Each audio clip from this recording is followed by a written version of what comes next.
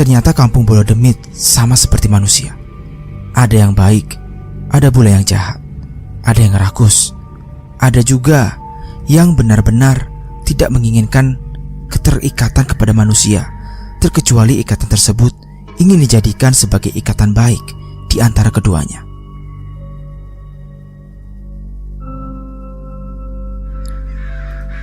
Selama dalam perjalanan, kami melihat burung-burung aneh yang mungkin saja itu berasal dari kampung Bolodemit. Burung-burung itu terus berterbangan menuju sebuah tempat yang memang menuju ke sebuah tempat. Ikuti aku. Ada apa, Mbah? Ada tumbal. Kami bertiga pun mengikuti arahan burung yang mengarah kepada sebuah semak-semak yang berada dekat dari jalanan. Ketika kami menuju ke tempat itu, betapa terkejutnya aku saat melihat potongan tubuh bayi yang sudah membusuk dan sudah dipenuhi dengan lalat-lalat besar. Wah, ini perbuatan siapa? Ini perbuatan dukun brengsek yang memang dia menumbalkan bayi ini untuk melakukan sebuah ritual khusus, ucap Mbah Goro. Si Mbak Uti hanya terdiam. Mbah Goro pun langsung mengambil daun jati yang bentuknya sedikit lebar untuk menutupi jasad bayi tersebut.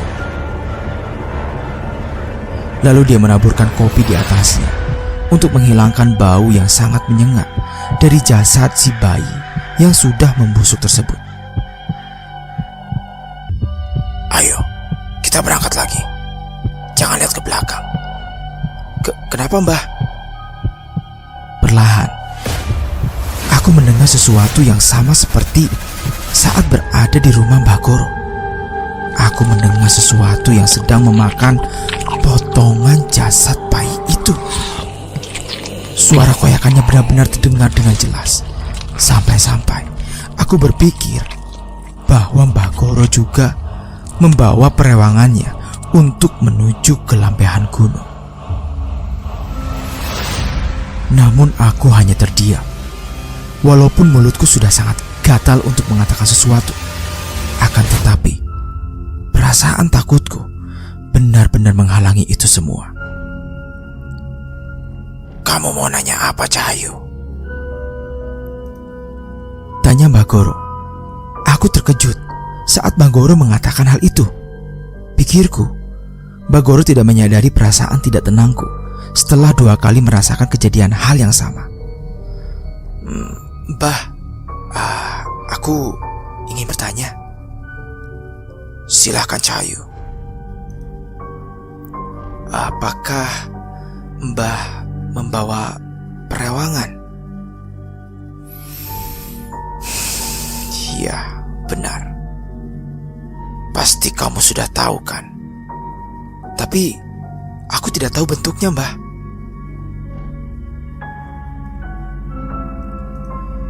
Namanya adalah Dewi Mitarsi. Bentuknya seperti siluman serigala. Sebenarnya, ini adalah bentukan yang sangat langka. Aku menemukannya saat Jawa sudah menyatu dengan tempat-tempat lainnya. Apakah Dewi Mitarsi memakan daging seperti itu? Saat aku menanyakan hal ini, Mbah Goro hanya terdiam. Mungkin itu adalah bagian yang sangat sensitif yang tidak harus dijawab. Sebentar lagi kita akan keluar dari kampung ini. Aku dan Mbak Uti mengangguk paham. Kami bertiga pun terus berjalan untuk bisa keluar dari kampung Bolodemit. Kampung yang menjadi pusat dari banyaknya demit dengan beraneka macam bentuk dan sifatnya. Kampung ini hanya ada di bagian selatan yang tidak mungkin diketahui oleh banyak orang. Namun Mbah Goro mengatakan, banyak juga pejabat yang mendatangi kampung ini hanya untuk memiliki perewangan atau peliharaan sebagai penjaga dari kekuasaannya dan apa-apa yang menjadi kepentingannya sendiri. Setelah kami keluar dari kampung Bolodemit, Mbah Goro pun meminta kepadaku untuk mendekat sejenak. Kamu ingin melihat Dewi Mitarsi? Apakah mengerikan, Mbah? Tidak. Dia berbentuk seperti wanita cantik. Aku pun diminta untuk memejamkan mataku. Lalu aku mencium bau kunyit dari atas dahiku. Ternyata Mbah Goro menempelkan sedikit kunyit yang telah dihancurkan di dahiku. Tujuannya adalah untuk melindungiku dari serangan-serangan demit yang akan menyerangku sewaktu indera penglihatanku dibuka. Sekarang, bukalah matamu. Saat aku membuka kedua mataku, aku benar-benar terkejut saat melihat ada wanita cantik mengenakan gaun berwarna putih kebiruan sedang berada di belakang Mbah Goro. Mbah, itu siapa? Silahkan berkenalan. Senyum Mbah Goro. Salam Rahayu. Salam kenal pewaris selanjutnya, ucap wanita cantik. Salam kenal juga. Aku Putri. Aku Dewi Mitarsi, Perewangan Mbah Goro. Baru aku lihat bentukan wanita cantik yang parasnya tidak ada di dunia nyata. Senyumnya begitu memikat hingga membuatku tersipu malu dibuatnya. Si Mbak Uti hanya tersenyum saat aku melihat sosok Perewangan yang menjaga Mbah Goro. Jadi gimana, Dok? Kamu gak penasaran lagi kan? Tanya si Mbak Uti.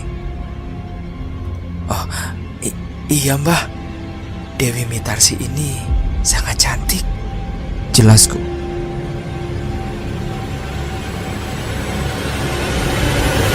Dia akan merubah menjadi siluman serigala di waktu-waktu tertentu saja, terutama saat melihat darah atau mencium bau darah. Dan satu lagi, dia akan semakin kuat ketika momennya sangat tepat. Maksudnya, Mbah? Tanyaku. Ketika purnama turun, Dewi Mitarsi akan menjadi siluman serigala yang sulit dikendalikan. Karena itulah, kita mesti waspada ketika purnama sudah turun. Aku mengerti mengapa Mbah Goro membawa Dewi Mitarsi menuju lambehan gunung. Jika prasangkaku benar, kemungkinan besar akan ada peperangan antara keluargaku, Mas Pak Ijo, dan para dukun untuk memperebutkan lambehan gunung. Lalu, siapakah yang berhak menduduki tanah lambehan gunung?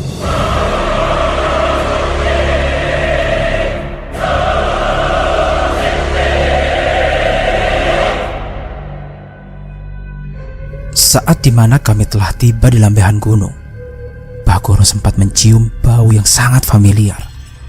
Bau itu memang menandakan bahwa mereka semua telah mempersiapkannya tepat saat purnama benar-benar akan bersinar. Ia pun akhirnya meminta kepada Mbah Uti untuk menyiramkan air ke sekitaran tanah lambehan gunung. Air itu dipergunakan untuk menghisap semua energi negatif yang pernah berada di lambehan gunung itu sendiri. Dengan seketika, tempat yang disiramkan air itu keluar banyak asap yang mengepul dengan sangat pekat. Aku pun langsung memegangi tangan Mbah Uti karena merasa ketakutan. Sementara itu Mbah Goro membacakan sebuah mantra seperti memanggil sesuatu. Dia ingin mencari tahu lewat Dewi Mitarsi terkait siapa yang berada di sekitaran daerah itu. Ternyata dari sekitaran hutan yang ada di lambehan gunung terdengar suara-suara aneh. Begitu juga dengan suara angin yang berhembus secara perlahan dengan kencangnya.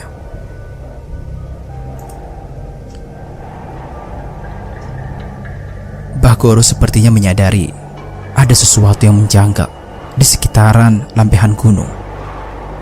Ia pun mencoba untuk mencari titik terang terkait keanehan yang benar-benar terjadi di sekitaran lambehan gunung tersebut. Perlahan, kedua tangannya menggosok-gosok tanah di sekitaran lambehan gunung. selama Mbah Goro menggosok-gosok tanah tersebut. Semakin lama, ia merasakan ada sesuatu di dalamnya. Ada apa, Mbah? Telur. Ternyata, di dalam tanah lembehan gunung sudah tertanam banyak telur yang digunakan untuk memberikan serangan ketika purnama tiba. Untungnya Mbah Goro menyadari ada sesuatu yang tertanam di dalam tanah lambehan gunung tersebut. Total ada 5 buah telur yang tertanam di tanah lambehan gunung. Dengan begitu, mereka semua terselamatkan dari serangan mendadak yang memang sudah direncanakan sebelumnya. Saat dimana mereka semua sudah tiba di rumah, Mbah Goro tidak langsung masuk ke dalam rumah. Aku pun menyadari sesuatu yang memang sama seperti apa yang dirasakan oleh Mbah Goro sendiri. Mbah Goro pun menyuruh Mbah Uti untuk masuk terlebih dahulu. Namun tidak bagiku. Mbah Goro mempersilahkan kepadaku untuk tetap bersamanya, sembari merasakan sesuatu yang membuat bulu kuduku merinding seketika. Kamu tahu, besok adalah purnama. Jadi Mbah, lihatlah di belakangmu sekarang. Aku pun perlahan melihat ke arah belakang, tepat di depan rumah yang telah dipenuhi dengan pepohonan yang sangat rimbun. Setelah aku melihat, perasaan pertama yang dimunculkan dalam diriku adalah rasa takut dan juga kaget. Pasalnya, aku melihat banyak sekali sosok-sosok bayangan hitam dengan beraneka ragam bentuknya sedang berada di belakang pepohonan. Mbah, itu siapa? Itu adalah musuh yang akan kita hadapi besok. Maksudnya Mbah? Mereka adalah kiriman para dukun dan sekutu dari Mas Paijo, orang yang ingin merebut lambehan gunung. Aku benar-benar melihat dengan jelas bentukan mereka yang sangat sama seperti apa yang mungkin selalu dilihat oleh Cismoyo, adikku. Mbah, kenapa mataku bisa melihat mereka? Tanyaku. Kamu adalah pewaris selanjutnya, orang yang berhak mendapatkan tanah lambehan gunung. Dia akan diberikan kemampuan lebih untuk mampu melihat apa yang ada di sekitaran. Jangan takut, bersyukurlah. Di dunia ini hanya ada 1 banding 100 orang yang memiliki kemampuan seperti itu. Secara perlahan, sosok-sosok hitam tersebut pun menghilang. Namun, aku melihat dengan jelas ada seseorang yang berdiri di sana. Mbah, itu siapa? Saat Mbah Goro menoleh ke arah belakang, tiba-tiba Banaspati muncul dari hutan tersebut, seolah-olah mengaburkan pandangan dari Mbah Goro. Itu adalah pelakunya. Mas Paijo? Mbah Goro menggeleng-gelengkan kepala. Jika Mbah Goro telah menggeleng-gelengkan kepala sembari menatap orang itu dengan tatapan yang tajam, itu tandanya orang tersebut memiliki ilmu kanuragan yang setara dengan penduduk desa Sekoro Kidul. Lebih baik kita masuk ke dalam rumah. Tidak baik berlama-lama di tempat terbuka seperti ini. Mbah Goro pun menarik tanganku untuk masuk ke dalam rumah. Firasatnya memang benar. Bersamaan dengan itu, Banaspati yang masih berputar-putar di sekitaran pepohonan seketika hancur bertaburan di tanah.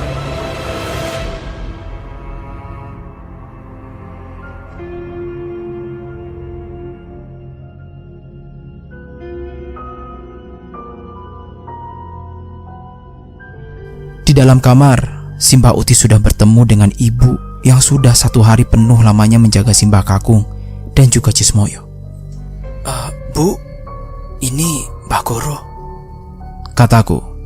Aku sudah mengenal ibumu, ucap Mbah Goro kepadaku. Ibuku menyalami Mbah Goro. Kami semua pun akhirnya memutuskan untuk membicarakan hal ini di ruang tamu. Kami berempat, Mbah Uti, Mbah Goro, aku dan ibu pun membicarakan terkait dengan waktu purnama yang sudah semakin dekat. Purnama kemungkinan esok hari. Tinggal menunggu waktu untuk bisa menyembuhkan mereka berdua. Jelas Mbah Goro. Jadi Cismoyo bisa disembuhkan? Tanyaku. Yang diambil oleh wedus demit itu hanyalah bentukan dari mata yang sempurna, karena memiliki anugerah dan kekuatan untuk bisa menghalangi siapapun dalam menguasai tanah lempehan gunung. Semuanya bisa dikembalikan jika kita mengalahkan wedus demit irang itu. Jelas Mbah Goro. Lalu Mbah Kakung bagaimana? Yang mencelakai Mbah Kakung bukanlah Mas Paijo, melainkan ada seseorang yang membantu merencanakan keinginan Mas Paijo. Jelas Mbah Goro. Maksudnya? Mbah Goro menatap satu persatu wajah kami dengan tatapan yang serius. Sepertinya di masa lalu, saat perebutan tanah lempehan gunung berlangsung, ada musuh bebuyutan yang memang setara ilmu kanuragannya dengan para penduduk dari desa Segoro Kidul. Mereka adalah satu dari 10 orang yang ditakuti oleh penduduk desa Segoro Kidul dan dibenci kehadirannya oleh penduduk Pulau Demit. Akan tetapi, seiring berjalannya waktu, beberapa dari penduduk Pulau Demit memutuskan untuk mengikuti jejak langkahnya. Jelas Mbah Goro. Maksud Mbah Goro, sewaktu Handoyo merebut tanah ini, ada orang yang berkecimpung dan masih hidup sampai sekarang? Tanya ibuku. Benar. Dia berasal dari sebuah alas yang disebut sebagai Alas Getih Karam. Alas Getih Karam? Alas tempat bersemayamnya jiwa-jiwa yang dibuang dan dijadikan sebagai budak untuk menunggu daerah tersebut selama ribuan tahun. Mendengar nama itu, Mbah Goro langsung mengeluarkan keringat dingin yang begitu deras. Seakan-akan alasan dia tidak ingin berkecimpung lagi di tanah lambehan gunung adalah karena orang tersebut. Siapa namanya?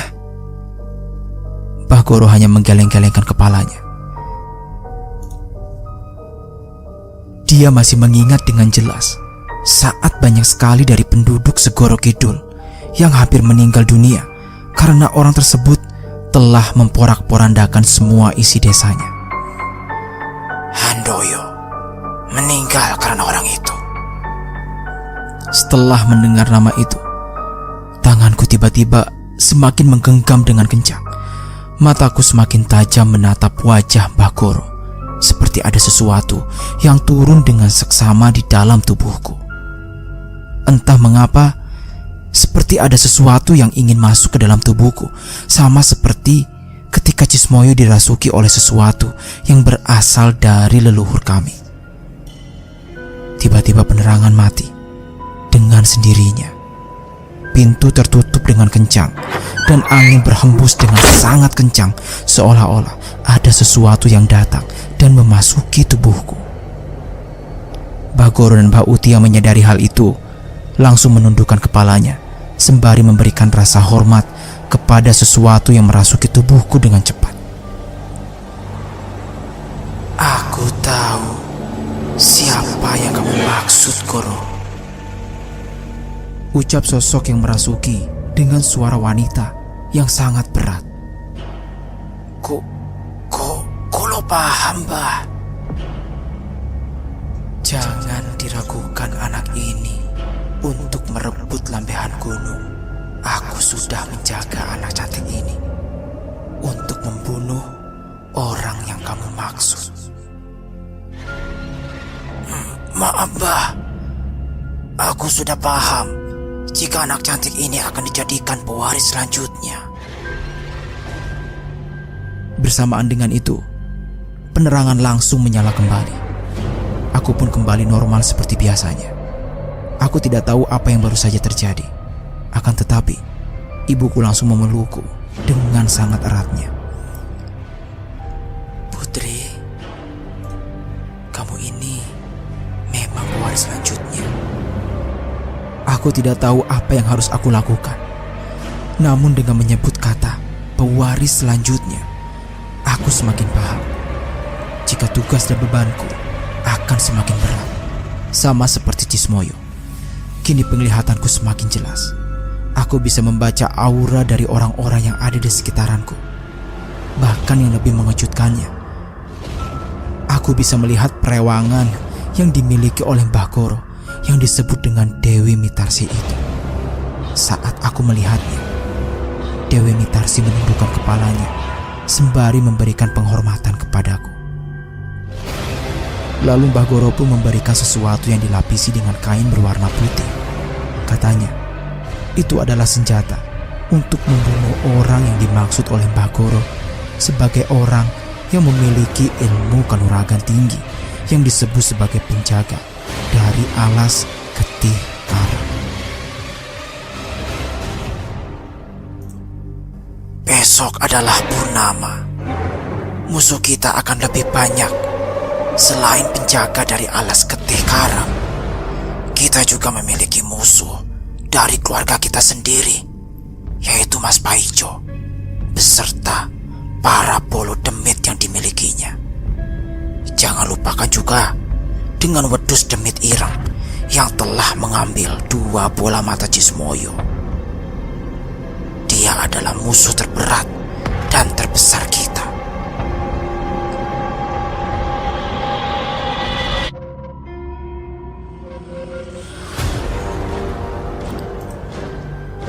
Aku menyadari apa yang menjadi harapan keluarga untukku sebagai pewaris selanjutnya untuk merebut tanah lembehan gunung dan juga mengembalikan semua apa yang mereka dapatkan, seperti 2 bola mata Cismoyo dan wajah Simbah Kakung yang telah diserang oleh Sewu Lemut. Namun jika memang besok adalah purnama dan peperangan akan pecah, siapakah yang akan berhasil? Apakah Putri dengan kemampuan barunya sebagai pewaris lembehan gunung, atau Mas Paijo yang bersekutu dengan penjaga alas Getih Karang dan penduduk Bolo Demit? Lalu, bagaimana dengan nasib yang lainnya? Apakah Putri berhasil membawa 2 bola mata adiknya, yaitu Cismoyo dan wajah dari Simbah Kakung yang telah direbut oleh penjaga alas Getih Karang? Gambaran bulan purnama di langit telah terbentuk sedikit demi sedikit. Hari itu, Mbah Goro hanya memperhatikan langit yang sudah semakin memberikan pertanda akan terjadinya peperangan besar yang benar-benar memberikan sebuah dampak bagi mereka semua yang ada di masa depan.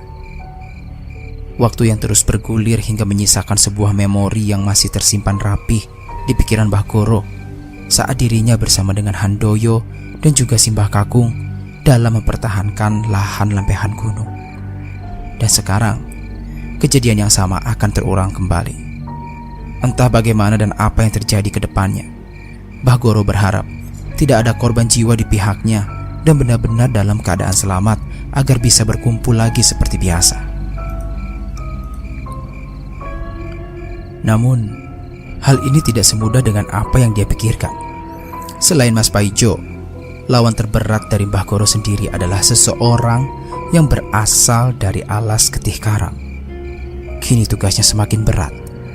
Dirinya harus maju di garda terdepan untuk melindungi orang-orang yang secara keilmuan kanuragan sendiri belum mampu, kecuali Simbah Uti yang memang masih ada garis keturunan dengan penduduk dari desa Segoro Kidul. Bukan berarti dengan hadirnya Simbah Uti semua akan menjadi aman-aman saja tanpa ada kendala apapun. Masih ada pekerjaan lagi yang harus diselesaikan. Terkait dengan Mas Paijo yang benar-benar bekerja sama dengan para demit dari Bolo Demit dan mampu membuat transaksi dengan demit Wedus Ireng adalah salah satu hal yang sangat berat. Lagi-lagi lawannya semakin bertambah. Mbah Goro belum tahu apakah dengan mengendalikan perewangannya, yaitu Nyi Mitarsi, yang akan berubah wujud menjadi siluman serigala, mampu melawan mereka semua. Kerisauan hati Mbah Goro pun akhirnya tergambarkan dari wajahnya yang tidak tenang dan sedikit risau. Dia hanya menatap arah lambehan gunung yang akan menjadi tempat pertempuran antara dirinya dan juga para perebut lambehan gunung itu sendiri. Putri yang merupakan seorang pewaris dari lambehan gunung juga harus siap menjadi target utama dari Mas Paijo. Pasalnya, jika memang Mas Paijo mampu membunuh Putri, maka lambehan gunung akan menjadi milik Mas Paijo. Namun tidak semudah itu Mas Paijo harus membunuh Putri. Semalam tadi, dirinya dirasuki oleh sosok danyang atau penjaga yang berasal dari terah leluhurnya. Ini membuktikan Putri tidak sendirian. Dia memiliki danyang-danyang yang kekuatannya setara dengan 2 orang yang sama seperti Mas Paijo.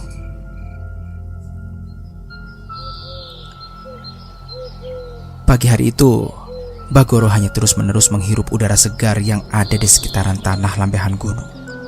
Bersamaan dengan itu, datanglah Mbah Uti, dan dari sinilah Mbah Uti memanggilku. Putri, kemari. Mbah Goro yang mendengar suara Mbah Uti langsung terkejut. Dirinya tidak menyadari jika Mbah Uti sedang memperhatikannya yang ada di luaran. Iya Mbah, sebentar. Putri pun langsung menghampiri Mbah Uti yang sudah ada di dekat Mbah Goro. Mereka pun akhirnya saling bertukar cerita. Hari-hari ini aku sering sekali menghirup udara segar. Tampaknya ini adalah hirupan di hari terakhirku. Jelas Mbah Goro. Hush, gak usah bilang gitu, Pak Mali. Mbah Uti bersikeras untuk menghentikan apa yang dikatakan oleh Mbah Goro barusan. Dia tahu jika malam nanti akan ada pertumpahan darah dari 2 pihak yang benar-benar membuat banjir darah di sekitaran tanah lambehan gunung. Malam ini biar aku saja yang berangkat ke sana. Aku sudah tahu siapa yang akan ada di lambehan gunung, ucap Mbah Goro. Maksudnya Mbah? Tanyaku. Mas Paijo akan mendatangi rumah ini. Mbah Goro masih terpikat dengan suasana desa yang masih asri dan nyaman itu. Tak disangka, dirinya akan menghadapi malam-malam yang penuh dengan ketakutan. Obrolan pun masih dilanjutkan. Kali ini, Mbah Uti yang membuka obrolan terlebih dahulu. Jika kelak nanti Mas Paijo datang, apa yang harus kami lakukan? Tanya Mbak Uti. Mbah Goro pun langsung menengok ke seluruh sisi rumah. Ternyata ada beberapa tempat yang ada di sekitaran rumah yang sudah tertanam bambu kuning.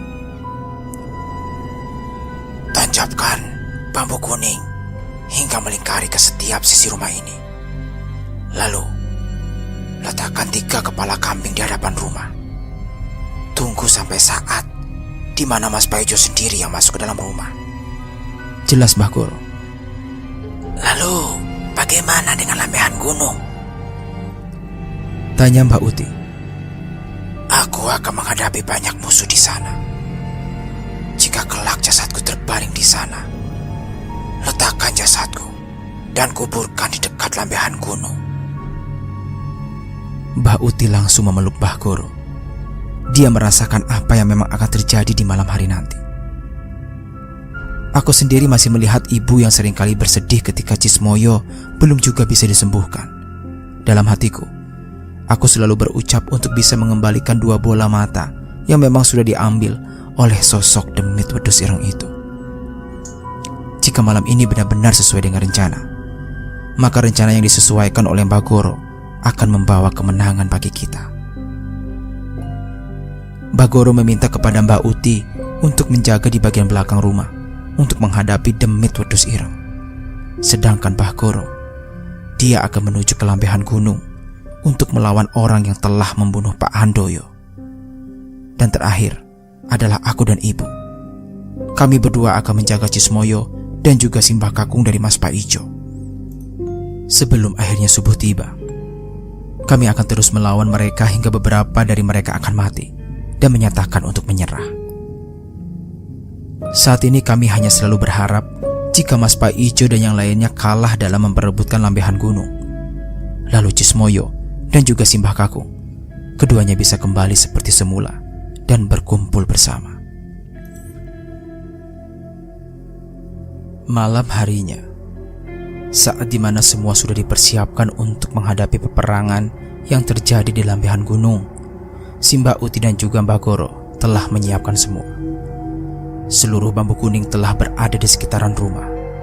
Lalu 3 kepala kambing juga sudah diletakkan di hadapan rumah untuk menahan banyaknya demit yang masuk ke dalam rumah. Mbah Goro memperhatikan purnama yang sangat indah, namun seperti memiliki kesan yang agak mengerikan. Purnama itu seperti memberikan pertanda kepada dirinya dan juga seluruh keluarganya akan perpisahan yang akan dihadapi. Perang di Tanah Santet ini akan kembali terulang. Setelah kematian Handoyo, kemungkinan besar akan banyak korban yang berjatuhan demi mempertahankan lambehan gunung. Mbah Goro pun bersiap menghadapi seseorang yang telah menunggu di lambehan gunung. Dan kali ini, dia telah mengatakan sesuatu yang benar-benar membuat hatiku terenyuh. Jika aku mati nanti, tolong kuburkan aku di dekat lambehan gunung. Aku dan Simbah Uti hanya terdiam. Kami berdua tidak bisa mengatakan apapun di saat Mbah Goro mengucapkan kata perpisahannya sembari berjalan menuju lahan lambehan gunung.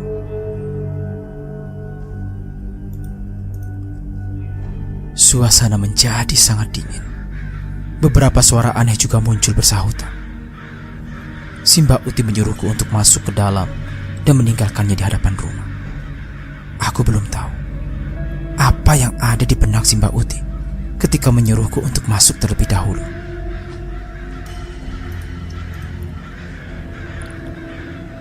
Tanah di hadapan rumah sedikit bergetar.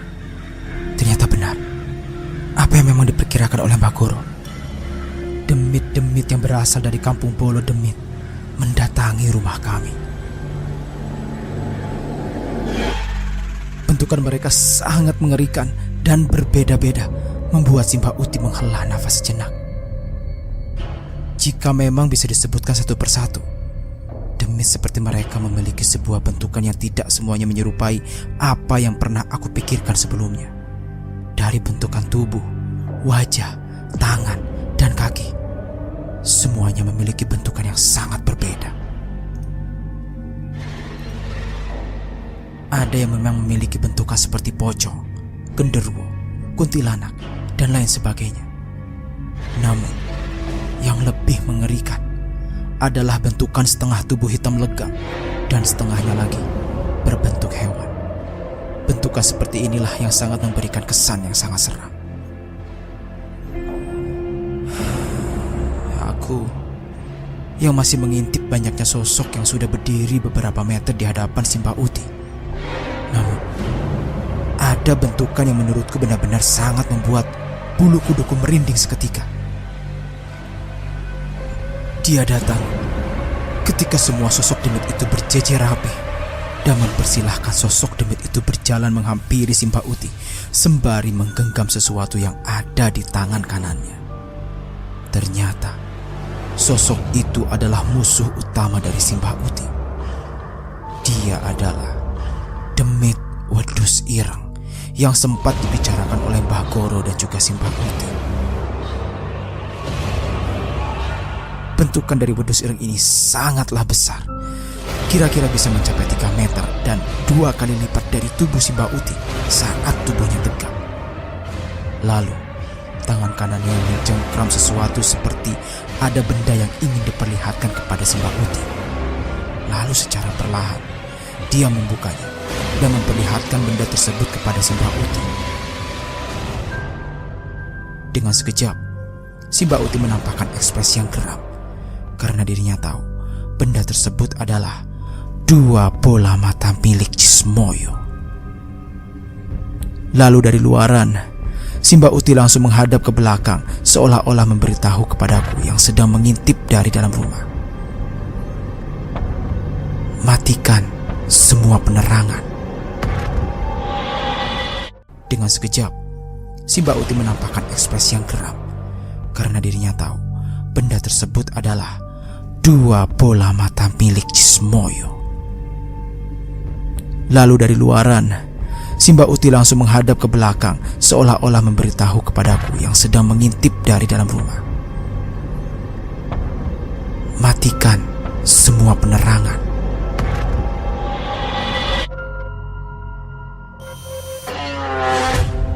Dengan sekejap, demit-demit yang berada di belakang demit wedus ireng itu berterbangan ke arah rumahku. Aku sendiri terkejut saat melihat sosok kuntilanak dan pocong yang melayang-layang seperti kain yang ditiup angin dan terbang menuju ke arah rumah. Dengan cepat, tubuhku langsung merespon untuk mematikan semua pencahayaan yang ada di seluruh tiap sudut rumah. Aku langsung berteriak ke arah ibu. Bu, mereka datang, Bu!" teriakku. Ibu pun langsung membukakan pintu kamar dan mempersilahkan aku untuk masuk ke dalamnya. Ibu langsung memelukku dan mencoba untuk menjagaku agar tidak tertangkap oleh demit-demit yang mencoba untuk menangkapku, karena aku adalah pewaris terakhir dari lambehan gunung. Suara tawaan yang melengking, langkah kaki yang berat, dan suara eraman yang mengerikan telah berada di sekitaran rumah. Bagiku, keselamatan Cismoyo dan juga Simbah Kakung adalah harapan terakhir. Keduanya harus benar-benar segera diselamatkan. Jika tidak, maka rencana kami semua untuk bisa mempertahankan lambehan gunung dan juga menyelamatkan keduanya akan benar-benar sirna dan hancur. Ibu mendekap tubuh Cismoyo yang mulai resah karena hawa keberadaan para demit sudah terasa olehnya. Kedua mata yang tertutup oleh kain putih dan kepalanya yang selalu menengok-nengok mencari cahaya dari gelapnya penglihatan Cismoyo. "Bu, kok di rumah kita rame banget?" kata Cismoyo. "Dek, rumah kita lagi diserang," kata ibu. "Mbak mana, Bu?" tanya Cismoyo. Aku langsung mendekatkan diri ke arah Cismoyo yang sedang meraung-raung ketakutan karena tidak nyaman akan keadaan rumah. Ibu terus memeluk Cismoyo hingga menenangkannya. Dari kejauhan, suara ledakan terdengar dengan jelas. Aku semakin khawatir dengan keadaan si Mbak Uti yang sedang menghadapi demit wedus ireng itu.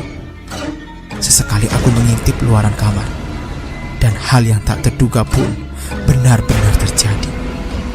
Di depan pintu depan rumah sudah berdiri 3 sosok wanita menggunakan gaun putih kecoklat-coklatan. Warnanya sangat jelas, lalu rambutnya yang panjang menjuntai hingga ke lantai. Aku langsung menutup mulutku dan kembali ke dalam kamar. Ibu yang melihatku ketakutan langsung menanyakan apa yang baru saja terjadi. "Ada apa di luar?" tanya ibu. "Bu, mereka sudah masuk." Ibuku pun langsung menyuruh kepadaku untuk tidak membukakan pintu lagi, karena memang di luaran sedang banyak sekali demit yang berusaha menguasai rumah.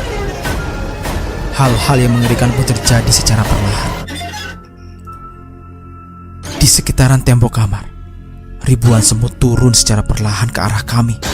Ibuku pun menyuruh kepadaku untuk pindah kamar dan segera keluar sembari membawa Simbah Kakung yang masih terbujur kaku di tempat tidur. Kami berempat pun diserang dari banyak sisi dan memang sudah tidak bisa berkutik lagi, karena memang seluruh rumah sudah dikuasai oleh para demit yang berencana membunuh kita secara satu persatu. Kami pun masuk ke dalam kamar belakang. Di sana tidak ada cahaya pun yang masuk ke dalam kamar. Aku memegangi Simbah Kakung, sedangkan ibu memeluk Cismoyo. Kami berempat benar-benar pasrah jika memang serangan itu menyerang kembali secara mendadak. "Shh, jangan berisik. Ada yang datang," ucap ibu. Dari luaran, kami mendengar suara tawaan dan eraman yang begitu menakutkan. Silih berganti, suara pun terjadi saat itu. Terkadang, suara lompatan yang terdengar jelas dari luaran. Lalu ada suara ringkihan tawa yang terus-menerus bersahutan. Ibu menyuruhku untuk menutup mulut agar mereka tidak mengetahui keberadaan kami. Tiba-tiba, aku merasakan ada sesuatu yang sudah berada di sebelah kiriku. Aku merasa ini bukanlah tubuh dari Simbah Kakung ataupun ibu dan juga Cismoyo. Perlahan, bau busuk pun tercium tepat di sebelahku. Bu, ibu di mana? Tanyaku. Ibu di sebelah kananmu, nak.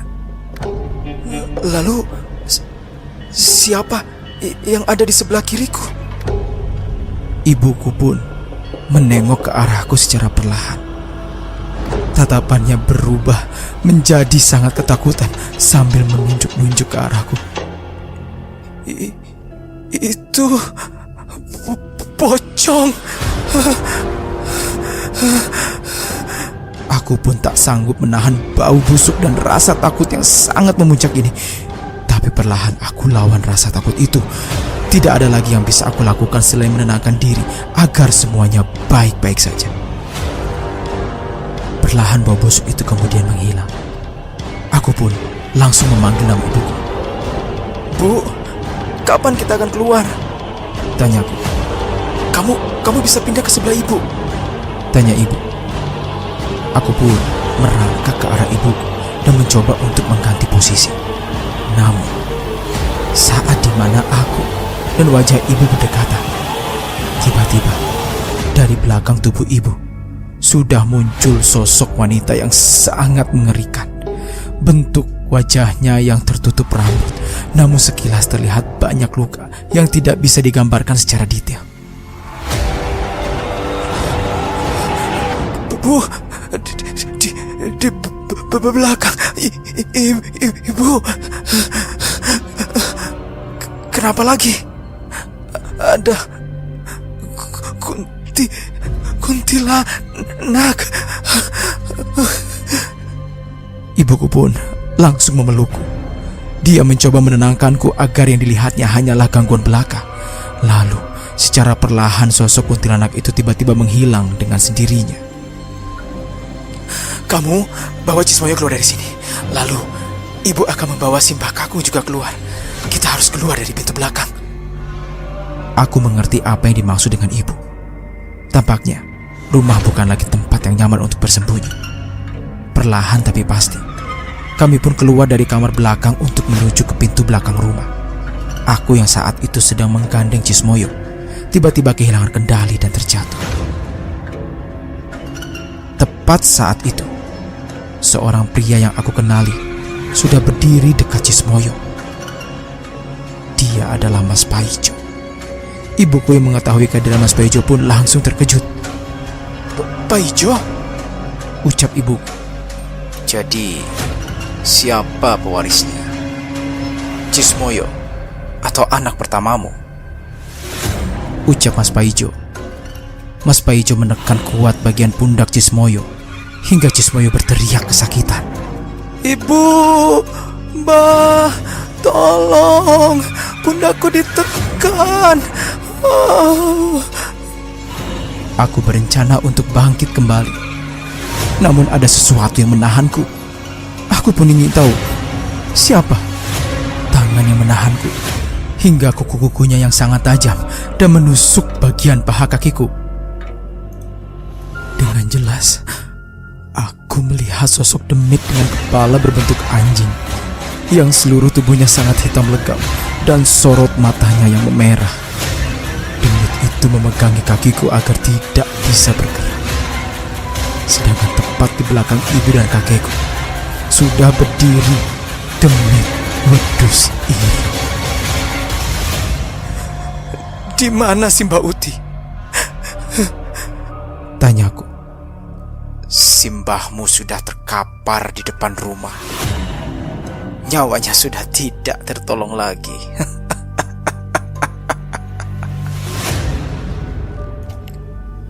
Mas Paijo pun langsung mengeluarkan sesuatu yang berasal dari jubah hitamnya itu. Dia mengeluarkan wadah berbentuk seperti gelas yang sudah terisi air, lalu memaksa kepada Cismoyo untuk meneguknya sampai habis. Ini adalah korban kedua. Cismoyo pun dipaksa untuk meneguk minuman tersebut. Dengan sekejap, tubuhnya langsung terjatuh sembari kedua tangannya memegangi lehernya dan berteriak kesakitan. Panas! Panas! Teriak Cismoyo. Apa yang kau berikan kepada adikku? Tanyaku dengan kesal. Mas Paijo tidak menjawab apapun. Dia hanya tertawa kegirangan saat melihat leher Cismoyo secara perlahan mengeluarkan bintik-bintik merah. Lalu, dari dalam mulutnya keluar sesuatu yang mengerikan. Cismoyo mengeluarkan banyak labang dan darah yang mengalir deras hingga membasahi lantai yang semula bersih. Cismoyo pun terkapar dan sekarat di tempat. Aku berusaha untuk menolong Cismoyo, namun sedari tadi kakiku ditekan dengan sangat kencang oleh sosok siluman anjing itu. Ibu dan Simbah kakung tidak bisa bergerak karena masing-masing pundaknya dicekal oleh demit wedus ireng itu. Sekarang tinggal membunuh pewaris selanjutnya dari lampehan gunung.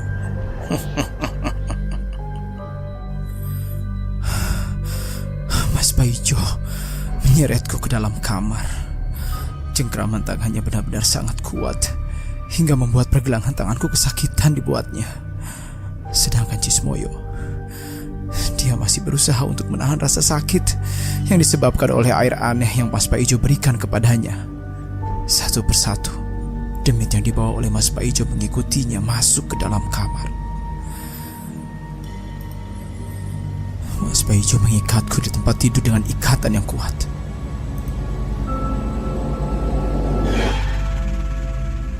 Ia kemudian mengeluarkan sebilah pisau kecil dan sebuah mangkuk yang terbuat dari kuningan. Mungkin Mas Paijo ingin mengulitik tubuhku lalu mengambil darahnya untuk diminum. Jika memang itu terjadi, maka lambehan gunung akan benar-benar hancur dan jatuh ke Mas Paijo. Dan aku pun bisa melihat para demit yang memang sudah berada di hadapanku sekarang. Benar apa yang memang dikatakan oleh Mbah Goro sewaktu perjalanan pulang berlangsung. Demit-demit yang memang dibawa oleh Mas Paijo, layaknya koloni yang berkumpul menjadi satu untuk mengikuti apa yang memang tuannya berikan perintah. Mereka berjejer, rapi, seperti sedang melihat upacara ritual pengambilan darah suci yang nantinya akan digunakan untuk mendapatkan lambehan gunung. Kau tahu, Handoyo merindukan pisau kecil ini. Aku mengulitinya sampai mati bersama dukun sialan itu. Namun, karena memang kedatangan Mbah Goro membuatku terhalang, akhirnya aku menyuruh dukun sialan itu untuk menghadapi Mbah Goro. Kau tahu kan, rasanya dikuliti dalam kondisi masih bernafas amat menyakitkan. Aku hanya bisa meyakinkan pada diriku sendiri untuk bisa melawan rasa takut yang sekarang sedang aku hadapi. Tidak mudah rasanya untuk melawan rasa takut yang sangat memuncak tak kala nyawa sudah berada di ujung tombak.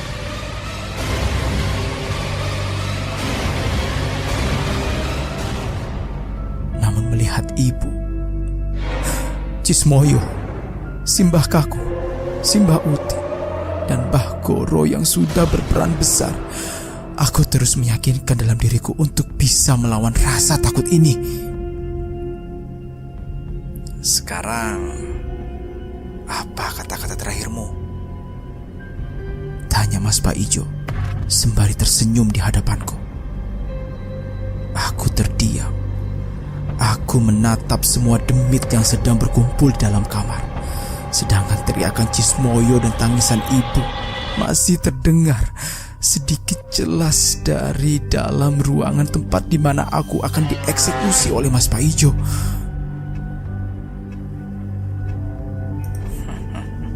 Apa kata-kata terakhirmu sebagai pewaris terakhir dari tanah lembahan gunung ini? Tanya Mas Paijo sembari menempelkan ujung pisau itu ke bagian perutku. Aku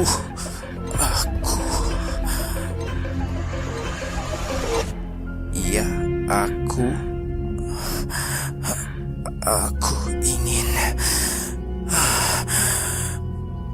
Apa yang kau inginkan? Tiba-tiba ada sesuatu yang membisiki telingaku. Dia memintaku untuk menutup mata dan menghelas nafas panjang. Tutup matamu sekarang, Dong. Aku pun langsung menutup mataku untuk meyakinkan jika bisikan itu mampu menghilangkan rasa takut yang sedang aku hadapi.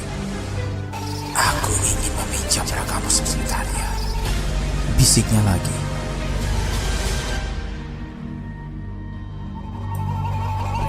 Tak lama kemudian, ada sesuatu yang masuk ke dalam tubuhku. Rasanya, tubuhku seperti dikendalikan oleh sesuatu yang entah dari mana asalnya. Saat dimana Mas Paijo ingin menusuk perutku, tiba-tiba tubuhnya bergetar seperti mengetahui sesuatu yang ada di dalam tubuhku. Kamu ingin menusuk gadis cantikku? Mas Paijo pun mundur beberapa langkah. Dia seperti memberikan instruksi kepada demit-demit yang ada di kamar untuk menyerangku. Namun, bersamaan dengan itu, lampu kamar menjadi padam. Kini sesuatu yang berada di dalam tubuhku berteriak dengan sangat kencang.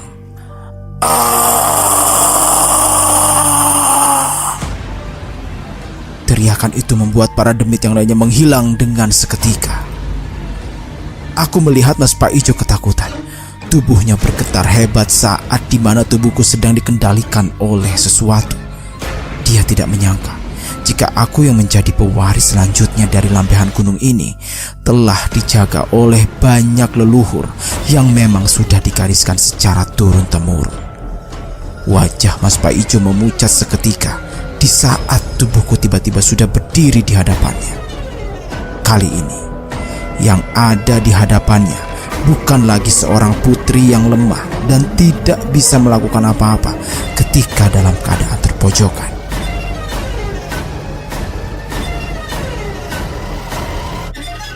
Anak cantik ini sudah jadi penerus tanah lambehan gunung.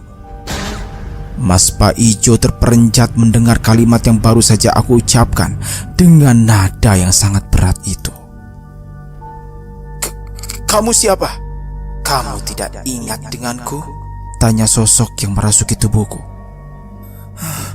Jangan bercanda. Perlahan, ikatan tali yang mengikat kedua tanganku terbuka begitu saja. Dari situlah, Mas Paijo percaya jika ada sesuatu yang memang merasuki tubuh putri. Kamu telah mengambil 2 bola mata pewaris pertama.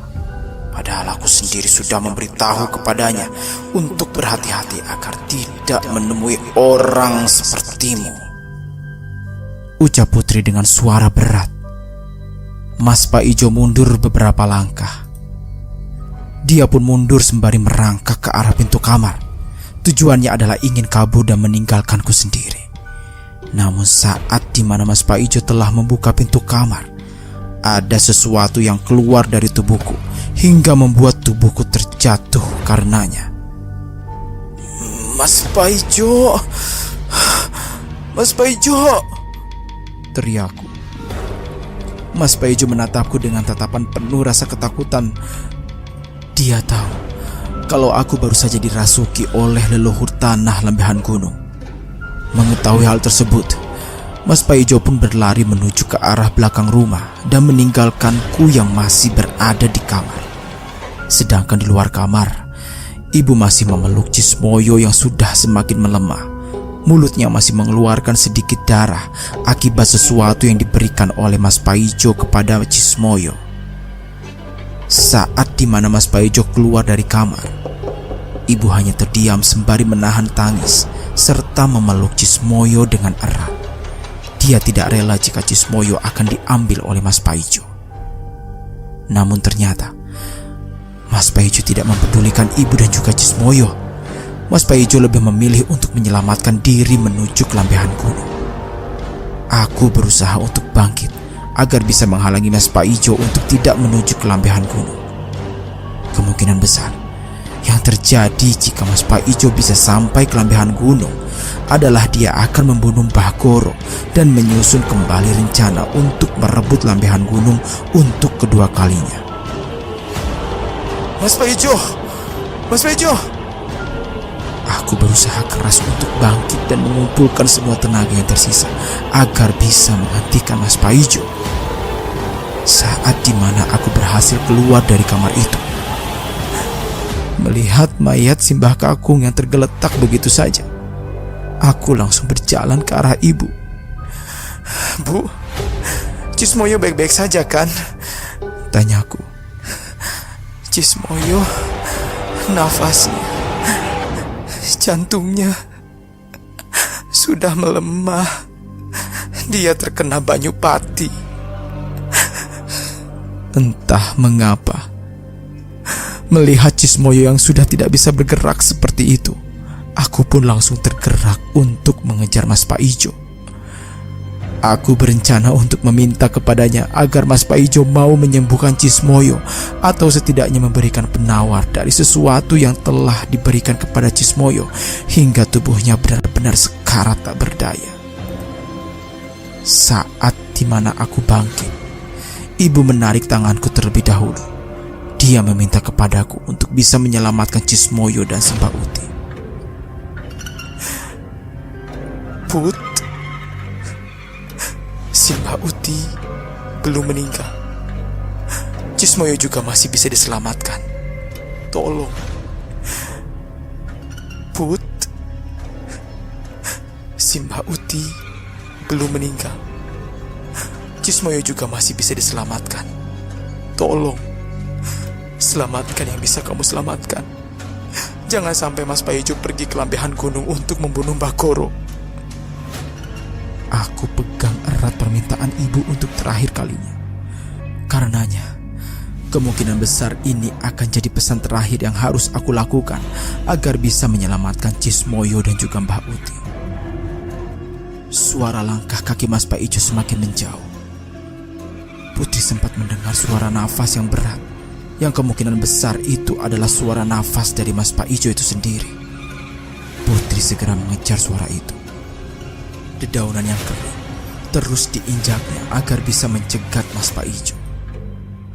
Lambat laun kakinya terus melangkah ke arah hutan. Dia melihat seseorang yang tampak sedang buru-buru menghindari kejarannya. Putri yakin itu adalah Mas Paijo yang sedang berjalan menuju ke arah lambehan gunung. Mas Paijo, berhenti! Mas Paijo sesekali menatap ke arah belakang. Dia sadar bahwa pelariannya sedang dalam kejaran putri yang tidak menginginkan dirinya kabur begitu saja. Tepat saat di mana Mas Paijo hendak melewati pohon yang tumbang, kakinya tersandung lalu tersungkur ke tanah. Kaki kanannya langsung bengkak seketika. Mas Paijo merasa ini pertama kalinya dia merasakan hal yang aneh, hanya perkara terjatuh akibat tersandung sesuatu yang aneh. Mas Paijo rasa ada sesuatu yang dengan sengaja menjatuhkannya dengan begitu saja. Dia pun mencari penyebab tubuhnya bisa terjatuh. Dan ternyata dari balik pepohonan keluar siluman serigala yang datang begitu saja. Demit itu merupakan perewangan dari Mbah Goro. Dewi Mitarsi, ucap Putri ketika melihat sosok siluman serigala yang ia tahu kalau sosok itu adalah jelmaan dari Dewi Mitarsi. Namun saat Dewi Mitarsi mendekati Mas Pak Ijo, dari balik pepohonan yang berseberangan dengannya, muncul sosok Demit Wedhus Ireng yang menampakkan kemarahannya kepada Dewi Mitarsi. Demit Wedhus Ireng itu perlahan mendekati Dewi Mitarsi yang berkeinginan untuk membunuh Mas Pak Ijo. Suara auman serigala yang begitu kencang membuat tubuh putri merinding karenanya. Gertakan itu menjadikan Demit Wedhus Ireng mengalihkan keinginan Dewi Mitarsi untuk mencari tempat yang tepat untuk melakukan pertarungan. Kini, Dewi Mitarsi dan juga Demit Wedhus Ireng berpindah tempat untuk melakukan sebuah pertarungan besar. Akan tetapi, putri yang baru menyadari jika Dewi Mitarsi mendatangi lokasi ini sempat berpikir bahwa Mbah Koro melakukan ini karena memang dirinya tahu jika Mas Pak Ijo akan mendatangi Lambehan Gunung. Dengan begitu, dia sengaja melepaskan Dewi Mitarsi untuk segera membunuh Mas Pak Ijo agar nantinya Lambehan Gunung tidak jatuh ke tangannya. Namun jika Mbah Koro melakukan itu semua, itu artinya Mbah Koro sengaja mengorbankan diri dengan bertarung melawan dukun dari sekutu Mas Pak Ijo tanpa menggunakan perewangan. Mas Pak Ijo pun mulai bangkit. Dia mulai kembali berjalan untuk menuju ke Lambehan Gunung. Tekadnya yang kuat untuk bisa mendapatkan Lambehan Gunung telah ia rumuskan sejak lama. Dengan bangkitnya Mas Pak Ijo, aku pun tidak gentar lagi untuk bisa menghentikannya. Kini dia harus cepat-cepat menghalangi Mas Pak Ijo untuk bisa mengambil apa yang telah dirampas olehnya. Sesaat sebelum Mas Pak Ijo hampir tiba menuju Lambehan Gunung, aku segera mempercepat langkahku untuk bisa menghalanginya. Dia tahu kaki kanannya sudah tidak bisa digerakkan kembali. Dengan begitu, kesempatan untuk menghentikan Mas Pak Ijo terbuka dengan sangat lebar. "Mas Pak Ijo!" teriakku. Mas Pak Ijo yang terkejut saat kehadiranku sudah berada tepat di belakangnya sempat ingin menghindar. Namun kaki kirinya terkilir dan terjatuh untuk kedua kalinya. Aku pun langsung leluasa bisa melakukan apapun untuk menghentikan Mas Pak Ijo yang sudah tidak berdaya itu. Namun, sesuatu yang aneh hadir kembali. Sesuatu yang sudah keluar dari tubuhku kini masuk kembali ke dalam ragaku dan langsung menggantikan posisiku. "Sudah larinya, nak?" tanya putri. Raut wajah Mas Pak Ijo berubah drastis. Dia seakan tahu siapa yang merasuki tubuh putri saat ini. Bersamaan dengan itu, dari dalam hutan terdengar suara auman serigala yang menandakan jika Dewi Mitarsi baru saja memenangkan pertarungannya dengan Demit Wedhus Ireng. "Ampuni aku, tolong jangan bunuh aku, jangan bunuh aku," ucap Mas Pak Ijo dengan menampakkan ekspresi wajah yang penuh dengan ketakutan. "Aku tidak akan membunuhmu, tapi yang akan membunuhmu adalah..." Bersamaan dengan itu, para demit yang berada di dalam hutan langsung keluar secara bersamaan. Mereka adalah para demit yang dahulunya sekutu dari Mas Pak Ijo. "Tidak mungkin. Bagaimana ini bisa terjadi?" Putri mendekati Mas Pak Ijo yang sedari tadi memohon-mohon kepadanya agar bisa diberikan kebebasan untuk bisa lari dari hadapannya. "Kau tahu, pewaris pertama dari Lambehan Gunung ini sudah diambang sekarat. Dia adalah orang pertama yang aku kunjungi. Lalu para demitmu itu tidak berpengaruh apapun di hadapanku. Semua yang ada di wilayah Lambehan Gunung, Segoro Kidul, atau Kampung Bolo Demit, semuanya berada di tanganku. Jadi, jangan sekali-kali tanganmu menyentuh pewaris dari Lambehan Gunung." "Aku minta maaf, Nyi. Aku minta maaf." "Kau sudah kelewatan batas, Pak Ijo. Handoyo yang merupakan pewaris awal harus mati mengenaskan karena ulahmu. Kini anaknya yang bernama Cismoyo juga dalam keadaan sekarat. Lalu kakek neneknya sudah berada di ambang kematian.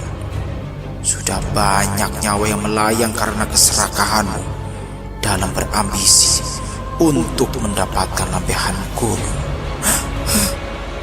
Aku hanya ingin kebebasan, Nyi. Tolong maafkan aku. Putri mendekati Mas Paijo. Tepat di belakangnya, para demit sudah berdiri untuk menunggu aba-aba dari sosok yang merasuki tubuh Putri. Sekarang kamu ingin bebas, nak? Tanya Putri. Nggih, Nyi. Nyuwun sewu. Ampuni aku, Nyi. Putri pun menatap ke arah belakang, lalu berjalan melewati tubuh Mas Paijo sembari menginjak tubuhnya yang sudah tergeletak di tanah. Bawa manusia durjana ini menuju kampung Bolodemit.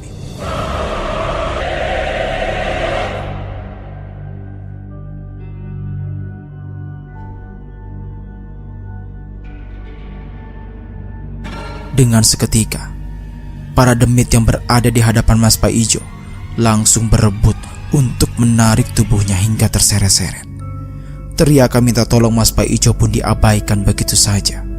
Dia dibawa oleh para demit ke dalam hutan untuk disuguhkan tubuhnya ke kampung Bolodemit. Dengan begitu, tidak ada lagi halangan rintangan yang mengganggu Putri. Namun saat dimana sosok itu masih berada di dalam tubuh Putri, sosok itu berkata untuk Putri, "Duh, menjadi pewaris tanah yang penuh barokah ini tidaklah mudah.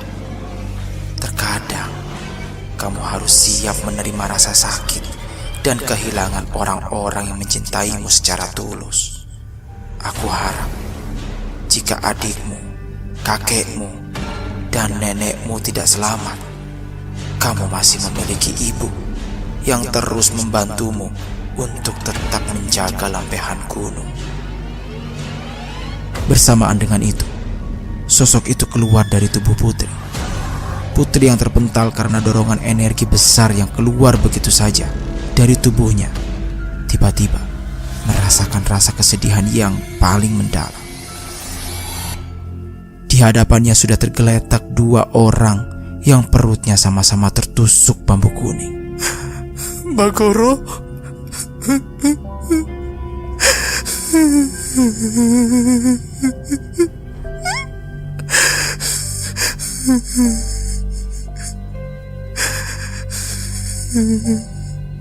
Putri pun menangis dengan kencang.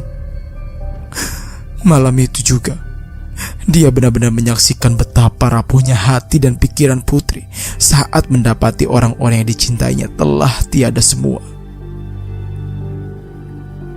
Aku pun kembali ke rumah sembari dengan penuh kesedihan. Tubuhku yang sedikit lemah harus dihadapkan dengan keadaan yang sangat memilukan. Si Mbak Uti sudah meninggal dunia tepat di hadapan rumah.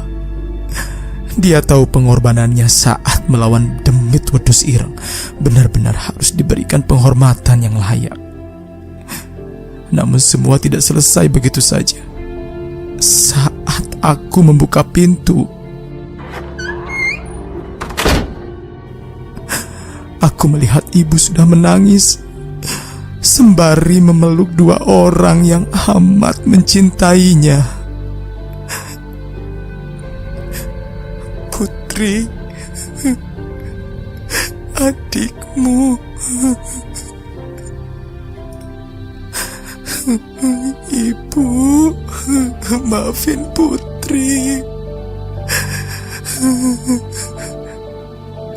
Simbah Kaku, Simbah Uti dan Cismoyo, mereka semua gugur dalam mempertahankan tanah lambehan gunung.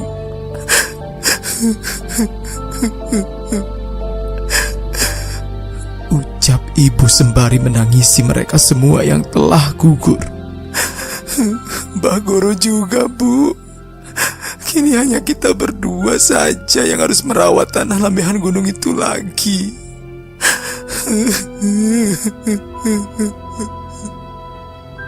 Malam itu, aku bersumpah pada diriku sendiri untuk menjaga mutiara terakhir yang aku miliki, yaitu ibu. Saat aku melihat jasad Cismoyo yang telah dikafani, aku teringat akan pesan si Mbak Uti untuk menjaganya sampai ajal menjemputku nanti. Namun, aku sendiri telah kehilangan orang yang paling aku sayangi. Cismoyo harus menanggung beban yang sangat berat, hingga dirinya tidak bisa lagi hadir di hadapanku sekarang. Dengan begitu, aku akan menjadi pewaris selanjutnya untuk menjaga tanah lambehan gunung dari orang-orang yang memiliki niat tidak baik. Sesuai pesan Mbah Goro, jasad mereka semua dikuburkan di dalam satu liang lahat yang lokasinya berdekatan dengan tanah lambehan gunung. Untuk itu, aku sendiri selalu mendatangi tanah lambehan gunung sembari mendoakan mereka semua yang telah gugur dalam mempertahankan harga dirinya untuk menjaga tanah lambehan gunung, tanah keramat yang penuh barokah dan limpahan rahmat dari Tuhan Yang Maha Esa. Semoga dengan cerita ini kita bisa mengambil banyak hikmah terkait pengorbanan yang dilakukan orang-orang sekitar demi menjaga harga diri dan kehormatannya. Dengan begitu, kita bisa menjadi pribadi manusia yang baik seutuhnya hingga ajal menjemput nanti.